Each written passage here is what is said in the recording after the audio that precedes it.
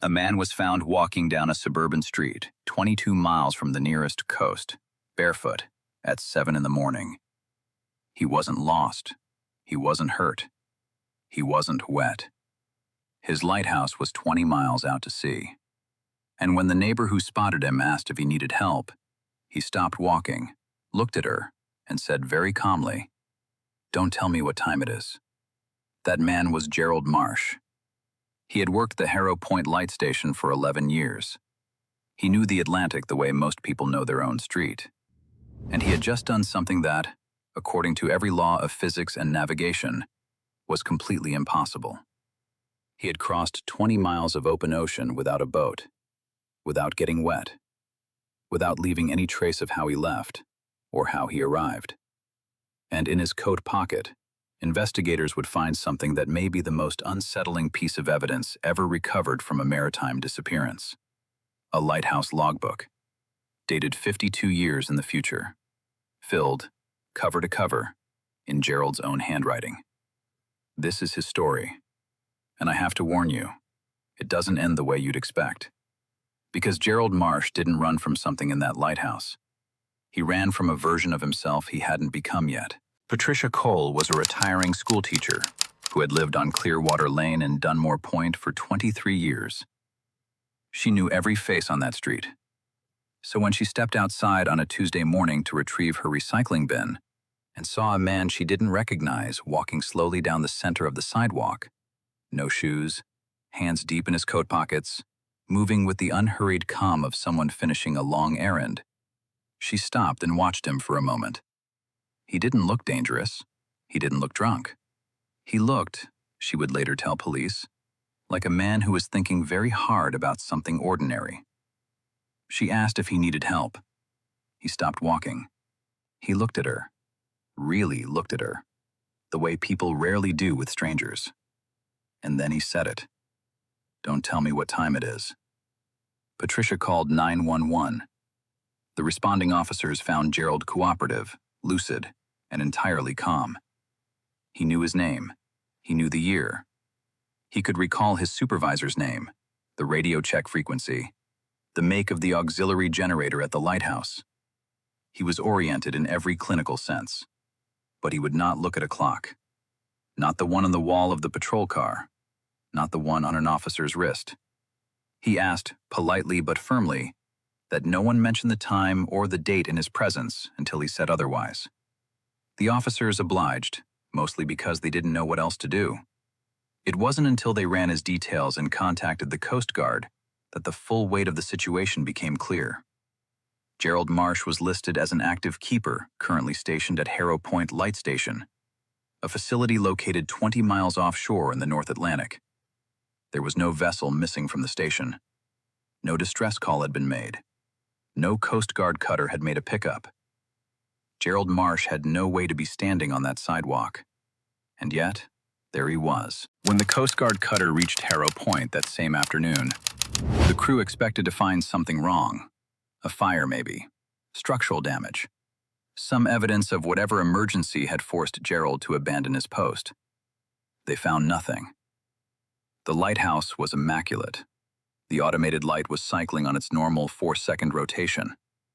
The equipment room was clean and organized. The supply stores were untouched. The exterior hatches were secure. There was a half-eaten bowl of oatmeal on the kitchen counter, cold, but not yet spoiled, consistent with having been made sometime in the last 24 hours. Gerald's boots were beside the door. His rain jacket hung on its hook. His reading glasses were folded on the nightstand beside a library paperback, spine up, mid-chapter. It looked like a man had simply stepped away for a moment and hadn't come back. But there was no boat. The station had no privately kept vessel. Gerald was transported to and from the lighthouse exclusively by Coast Guard cutter, and the cutter had not been dispatched. There were no signs of rope wear on the cleats, nothing suggesting an improvised vessel had been tied off and taken. The exterior platform showed no marks, no disturbance, no indication that anyone had entered or left the structure by water. The crew stood in Gerald's kitchen and looked at each other. He had not left through the door. He had not left by water. He had simply ceased to be present, the way a word disappears from a sentence when you're not paying attention. And you can read the whole sentence again and again and never figure out what's missing. Every lighthouse keeper is required to maintain a physical logbook. It's an old mandate, but it holds, because equipment fails and paper doesn't lie. Gerald's logs were exemplary. His supervisor had reviewed them regularly for 11 years. Consistent format, clean handwriting, nothing unusual. The kind of record-keeping that made administrators relax. The last week of entries was entirely normal up through Thursday evening, consistent with his final radio check. Friday morning's entry was routine. 6:14, wind NNW at 12 knots. Visibility, excellent. 3 sentences, nothing out of the ordinary. Then came the entry for Saturday at 2 o'clock in the morning. Gerald's handwriting was still clear. Still the same careful, deliberate script he used to log wind speed. But the entry read 020000. Calibration error or atmospheric event. Sun rose on the eastern horizon. Duration, 60 seconds approximately. Sun returned to darkness at 2:01. No explanation. Equipment shows no fault. Eyes confirmed. Not a reflection. Not an artifact. The sun rose at 2 a.m., and I watched it set again in 60 seconds. I am writing this down because I am not sure I will remember it correctly. Read that again. The sun rose at 2 in the morning and set again 60 seconds later. And Gerald's handwriting didn't shake. Whatever he had witnessed, he had logged it with the same steady hand he used to note a change in wind direction. No panic, no escalation, just observation, recorded faithfully, because that was what he was trained to do. Below it, at 3:07 a.m., one final line. Going to check the outer lamp housing. That was the last entry Gerald Marsh ever wrote at Harrow Point. Pulled the footage from Friday night into Saturday morning. Everything up to 1:58 a.m. was completely normal. Gerald made 2 passes through the lamp room, one at 11 p.m. for a routine check, one at 1:15 a.m. to retrieve something from the supply cabinet. He moves like himself, unhurried, methodical. He looks at ease. At 1:58 a.m., he enters the lamp room a 3rd time. He walks to the center of the room. He turns to face the camera, and he doesn't move. For 1 hour and 43 seconds, Gerald Marsh stands in the center of the lamp room and stares directly into the lens. His arms hang at his sides. He does not blink, or if he does, the frame rate is too low to register it. He doesn't shift his weight, scratch his face, look away, or adjust his posture. He stands with the stillness of a man who has stopped waiting and simply arrived. An investigator who watched the footage described his expression as the most unsettling part. Not blank, resolved.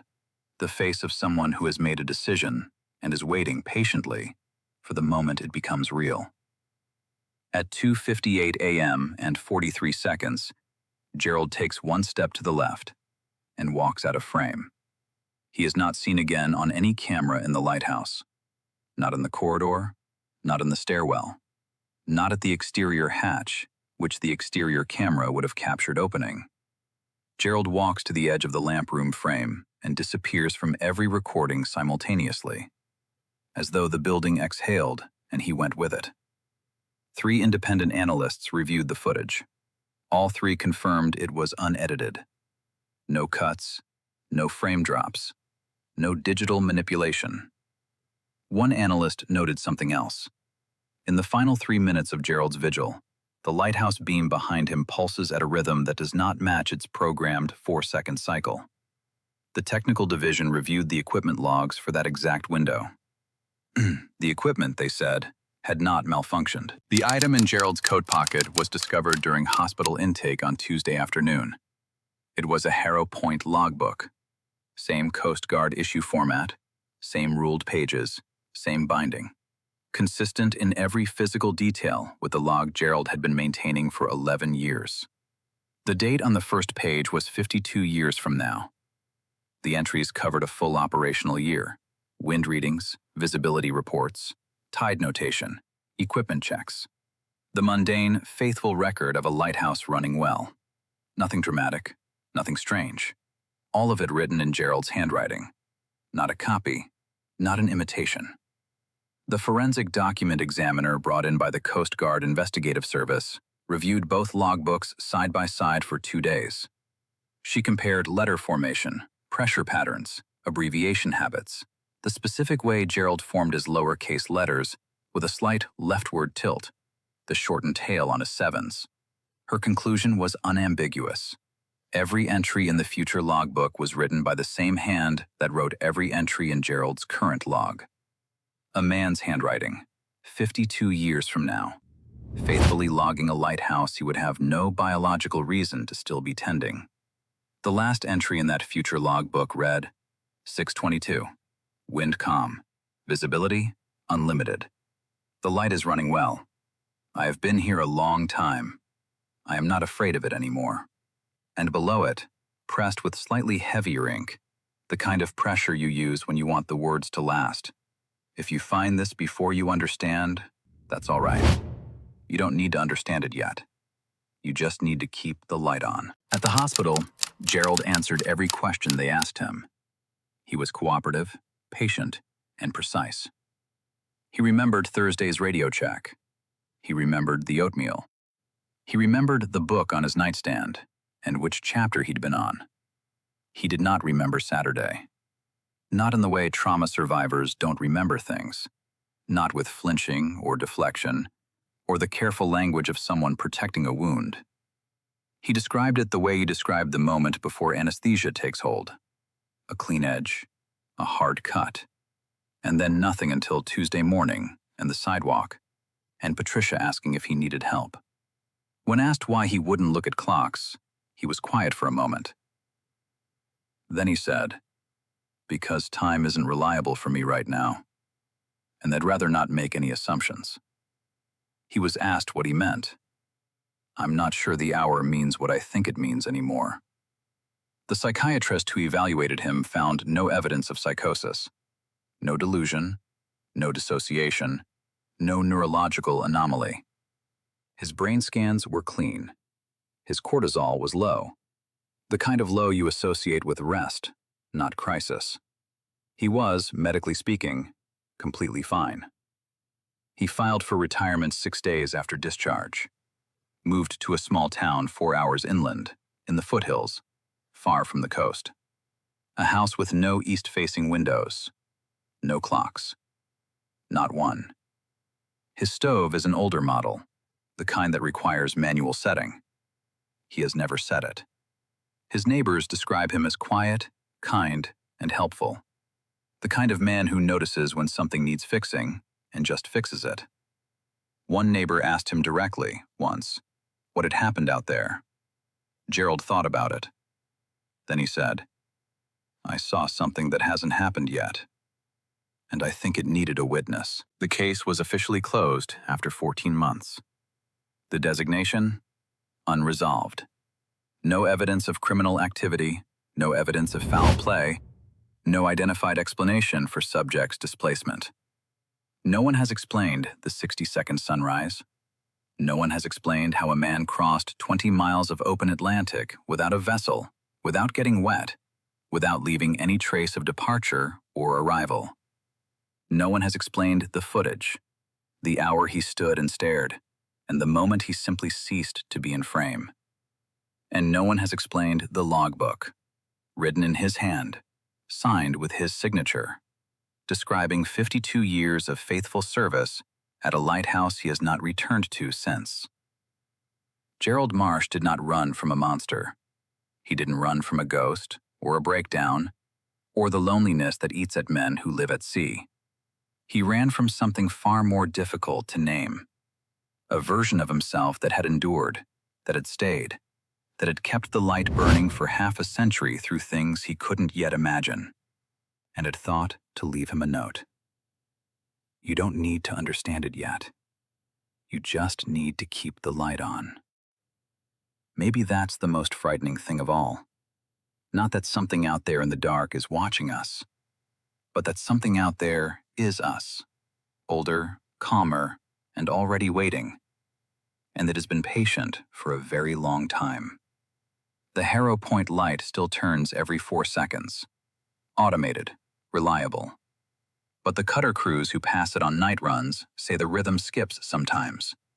Just once. Just a single beat. A fraction of a second outside its programmed cycle. Like a held breath.